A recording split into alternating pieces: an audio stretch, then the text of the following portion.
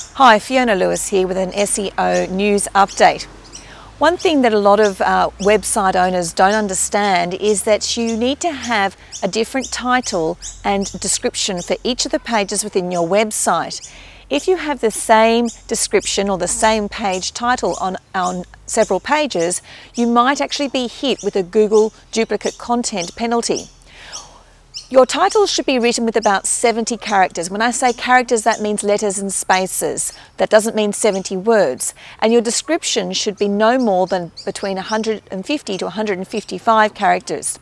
The reason for this is that when the search results appear on the page, there's only so much room for them. So if you have a long page title or a long description, it's not going to fit on the page.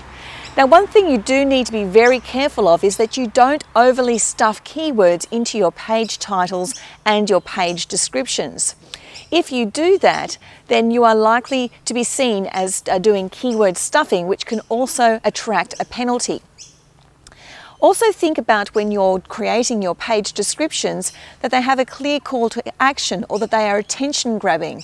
Another thing you might want to think about is to ensure that your website is connected to Google Webmaster Tools.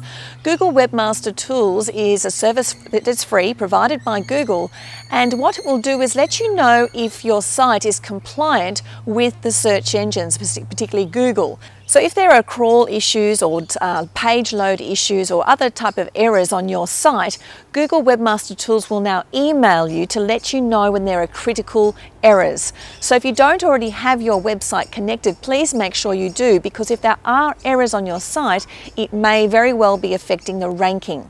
One thing that I've been asked recently is whether or not an e-commerce site should have a good content marketing strategy.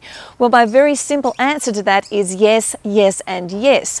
Just have a look at Amazon.com and you will very quickly see the amount of content they pump through that website.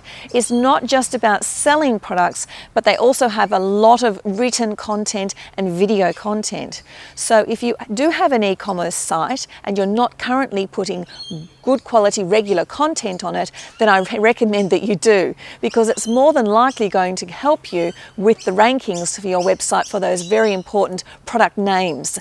Now, Matt Cutts from Google announced on Twitter the other day that a weather change was on the way for low quality exact match domains. Now, what do I mean by that? Well, there was a time when if you bought a domain name and it had the exact keywords in it, that you would have a much stronger chance of ranking very well for that keyword.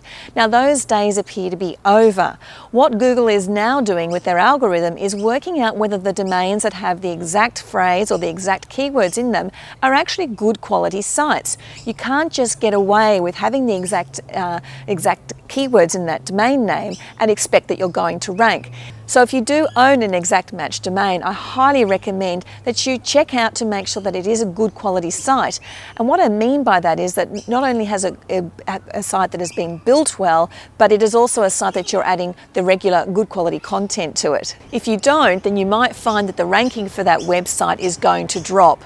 Now, you heard me speak quite a bit in this news update about creating good quality content and doing that on a regular basis. And this is something that our SEO team here at Super Savvy Business do for our clients. So if you are a busy business owner and you don't have time to be managing this content, but you want to get your website ranking for good quality search terms, then Super Savvy Business have an SEO team ready to help you out with your marketing.